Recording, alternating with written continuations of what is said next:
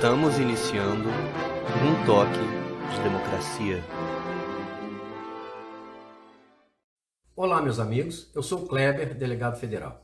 Estamos iniciando mais um episódio de Um Toque de Democracia. Eu tenho observado através de questionamentos que me têm sido feitos por diversos amigos que muitas pessoas não têm conhecimento a respeito de determinadas questões políticas. Muita gente ignora sobre a forma como é organizado o Estado, sobre as atribuições dos diversos órgãos da administração, sobre as funções dos diversos detentores do poder. Muita gente desconhece, mas gostaria de saber sobre certas questões ligadas à origem do Estado, à origem do poder, enfim, sobre assuntos que interessam a política de um modo geral. Neste canal, procuraremos esclarecer essas dúvidas. Explanaremos sobre diversos assuntos afeitos à teoria geral do Estado e sobre questões práticas com as quais nos deparamos no nosso dia a dia e que muitas vezes desconhecemos sobre as razões pelas quais ocorrem de tal forma e não de uma outra forma que, pensamos, seria mais justa ou coerente. Desde já, alertamos que nossa pretensão não é esgotar o assunto sobre os temas que abordaremos. Muito pelo contrário. Nosso objetivo é apresentar explicações bastante superficiais e sucintas, mesmo porque procuraremos divulgar vídeos curtos, de apenas alguns minutos, sendo certo que muitos dos assuntos sobre os quais trataremos demandariam, para uma explanação mais aprofundada e abrangente, vídeos longos, talvez mesmo de algumas horas. Em alguns dos vídeos, indicaremos literatura que aborda o tema de uma forma mais ampla, a fim de que aqueles que se interessarem possam se aprofundar no assunto. No nosso vídeo de hoje, vamos responder a uma pergunta que me foi feita pelo meu amigo Paulo Silveira, lá de Santos. Grande abraço, meu amigo Paulo. Ele me pergunta: qual a origem do Estado e do poder que ele detém? Por que precisamos de políticos para mandarem na gente? Para respondermos a esta pergunta, temos que voltar no tempo. Temos que voltar muito no tempo. Lá na origem do homem moderno, o Homo sapiens, o que ocorreu entre 200 mil e 300 mil anos atrás. Em sua origem, segundo os estudiosos, o homem moderno era solitário, vivia sozinho e buscava sobreviver de forma isolada. Era uma luta constante na busca de alimento e na tentativa de se safar dos diversos perigos que o rodeavam. Não podemos nos esquecer que aquele homem primitivo vivia como coletor, ou seja, se alimentava daquilo que encontrava disperso pela natureza. Ele sequer sabia plantar. Vivia, então, coletando vegetais que encontrava em seu caminho ou caçando os animais que ele conseguia abater. Aquele homem solitário tinha uma expectativa de vida bastante reduzida, pois, como vivia sozinho, não raramente perecia diante de doenças ou de ferimentos que eventualmente impossibilitassem o seu deslocamento, impedindo de buscar o seu próprio alimento. Alguns daqueles espécimes, contudo, se mostravam predispostos à vida em grupo. Inicialmente, pequenos grupos familiares. Obviamente, estes homens tinham muito mais chance de sobrevivência, vez que podiam contar com o auxílio de semelhantes que os cercavam. Com o passar dos milênios, os homens de vida solitária foram extintos, enquanto aqueles que possuíam genes que os impeliam à vida em grupo permaneceram e se desenvolveram. Este foi um grande marco no desenvolvimento humano, o momento em que o homem passou a viver em grupo. Obviamente, isso não aconteceu de um dia para o outro. Foi um processo lento, contínuo, mas aconteceu. Charles Darwin, em seu livro A Origem das Espécies, demonstra de forma bastante didática e científica como se dá esse processo de desenvolvimento dos seres vivos, onde os indivíduos mais adaptáveis às condições vigentes em seu meio sobrevivem, enquanto os demais experimentam a extinção.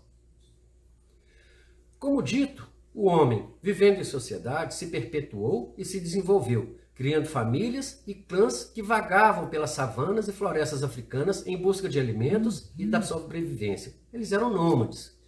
Porém, eram ainda grupos pequenos, já que o deslocamento constante inviabilizava a formação de grandes grupos.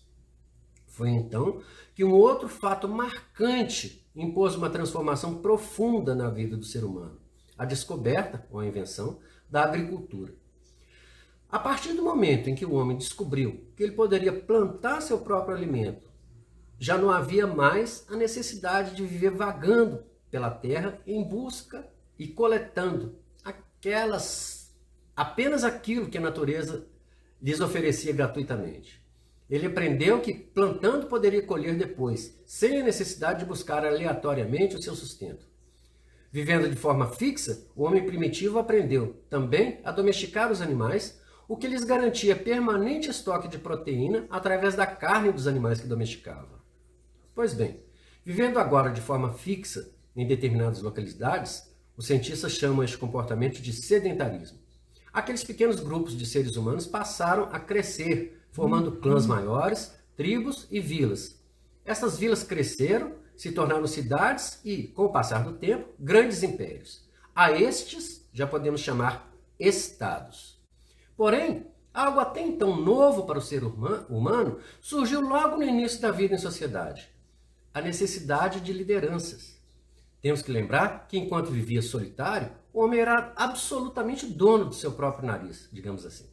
Ele era totalmente autônomo, decidia sozinho sobre o que deveria ou não fazer, sobre como poderia ou não se comportar diante de determinadas circunstâncias. Podemos dizer que o homem era um ser detentor de todo o poder que lhe é inerente, ou seja, ele era um ser soberano. Prestemos atenção nesse termo, soberano, que deriva do conceito de soberania, muito importante para a formação do conceito de Estado, conforme veremos posteriormente. Ao passar a viver com outras pessoas, o indivíduo passou a ter que observar algumas normas simples de conduta. Passou a ter que compartilhar com os demais o seu próprio interesse e, o mais importante, passou a ter que decidir conjuntamente com os outros sobre as questões que interessavam ao grupo. E não era raro o surgimento de conflitos. Aliás, os conflitos eram frequentes e, nestes casos, naturalmente surgiram os líderes, aqueles indivíduos que sobrepunham aos demais, mediando conflitos e, muitas vezes, tomando as decisões pelo grupo. E os demais se submetiam naturalmente a esses líderes. Estamos aqui tratando dos primórdios do surgimento do conceito de autoridade. A liderança dos grupos surgia de forma praticamente espontânea, ou pela imposição da força, que era a lei do mais forte, ou pela inteligência, ou pela idade, o líder mais velho, o mais experiente, ou pelos laços de parentesco. O líder era o pai, ou a mãe nas sociedades matriarcais. E as lideranças tinham poder de ascendência sobre os liderados, tinham poder de mando ou de comando. E isto era absolutamente indispensável para a perenidade dos grupos sociais. Eles naturalmente se esfacelariam, seriam extintos, caso cada um dos seus membros resolvesse agir de forma absolutamente autônoma, atuando descontroladamente e sobrepondo os interesses pessoais sobre os interesses do grupo. Porém, pensemos, de onde vem esse poder dos líderes, já que, por sua natureza, todos os homens são iguais e soberanos? Dissemos anteriormente que o homem é, desde os seus primórdios, um ser autônomo e soberano, ou seja, detentor de todo o poder que lhe é inerente. Porém, quando ele passou a viver em sociedade, o homem abriu mão de uma pequena parcela do seu poder, transferindo-a ao grupo. Desta forma, o indivíduo perdeu a sua soberania.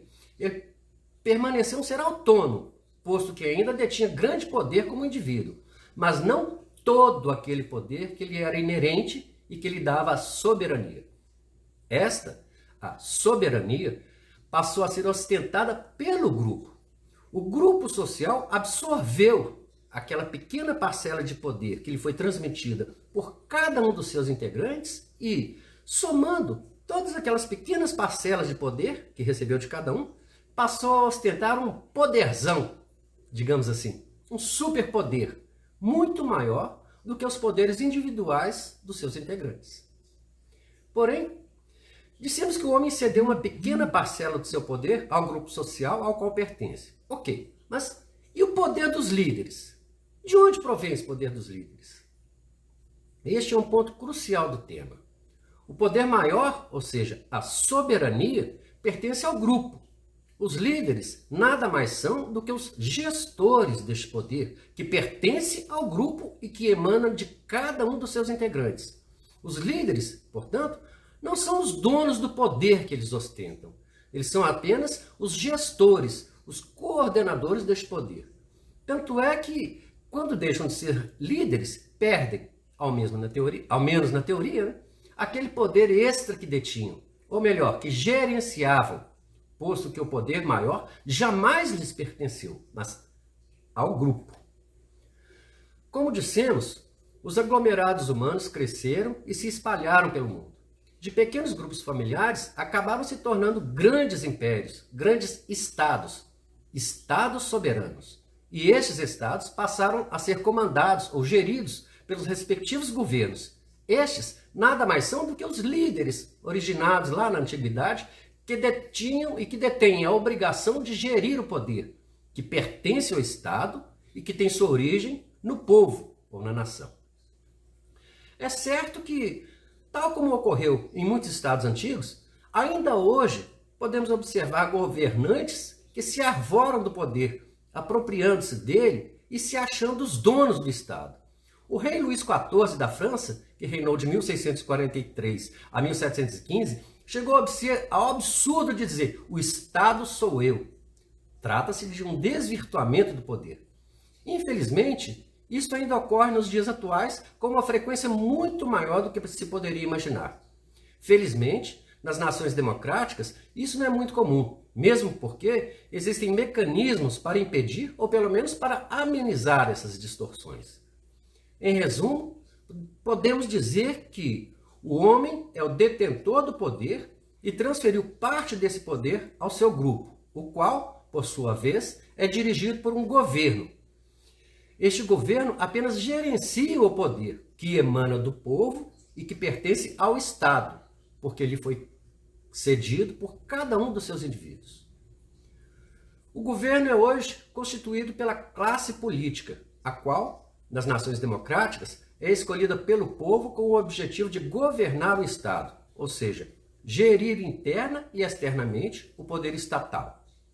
O Estado, estamos aqui falando dos países, e não do Estado membro, como é o caso de Minas, São Paulo, dos países.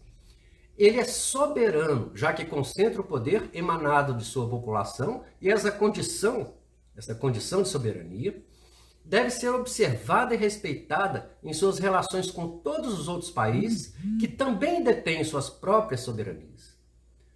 No próximo vídeo, trataremos da democracia, sua origem, seu desenvolvimento, suas características. Para aqueles que quiserem conhecer mais sobre o assunto, sugiro a leitura das seguintes obras: Teoria Geral do Estado, de Said Malouf, A Cidade Antiga, de Fustel de Coulanges, O Livro de Ouro da Humanidade, de J.H. Roberts, e Sapiens, Uma Breve História da Humanidade, de Yuval Noah Harari. Eu sou o Kleber, delegado federal, candidato a vereador, número 55155, PSD.